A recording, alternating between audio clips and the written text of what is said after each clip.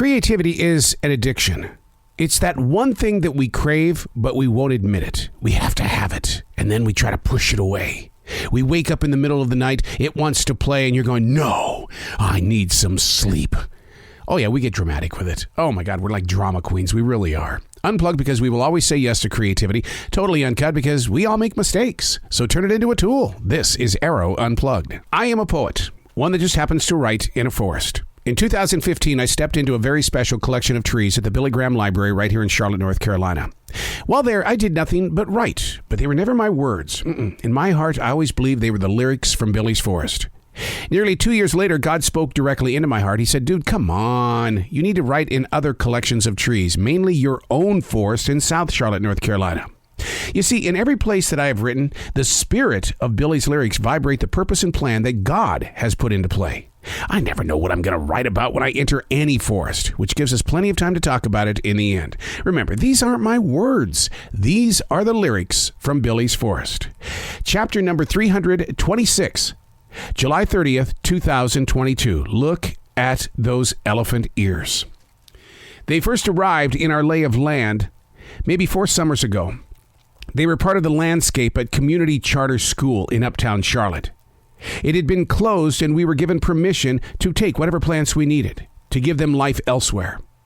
Where I put them was in a much shaded place. They didn't grow up. In fact, they kind of looked like weeds with big ears. This morning, I introduced these elephant ears to a brighter spot in the forest. With much love, the plants are welcome to borrow energy from the sun and rain, to grow wild and out of control. Make yourself present in this new home. I don't have a green thumb. Most things around me lose interest in the plan and purpose of why. So, like many weeds, they end up drying and it becomes lost somewhere in history. I'm hoping this beautiful forest embraces their story. Travelers from afar that grew up once in Uptown Charlotte and now in this blessed forest. There are so many plants and other growing things. Welcome to your new home. I love plants. I think plants have an imagination. I think plants love to play with human beings. I think plants love to dance. I think they sing songs in the middle of the night. Plants just have life. And as I overlook this forest in South Charlotte, North Carolina right now, I see all of these trees that we planted in 1997. And they look inside the studio going, so what are you doing? You gonna come out here? And even the deer. Oh, if you could have been in this forest yesterday, there were 5 bucks ranging from 3 points to 8 points. I didn't get that ever in Montana. But when we planted these trees in 1997 in this little forest inside a big city, suddenly nature came. And I can't help but wonder in your own personal life, what are the things that you are planting that serve as an invitation, that bring things to you and you're going, I don't know how this happened. But then psychologically or subliminally, you do. We always bring something to life in the way of sharing new space. These elephant ears were planted near a school that pretty much has died because time was up. It's an old building.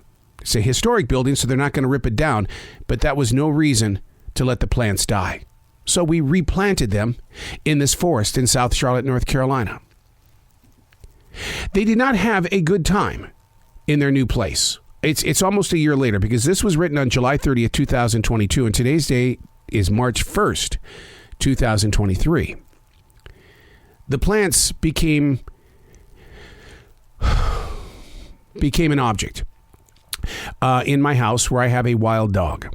And what happened was my little disaster artist broke out of her metal pen, and the first thing that she went after was always the plants. And so we brought them in during the winter months, the elephant ears. And I still have the pot, but it hasn't come up yet.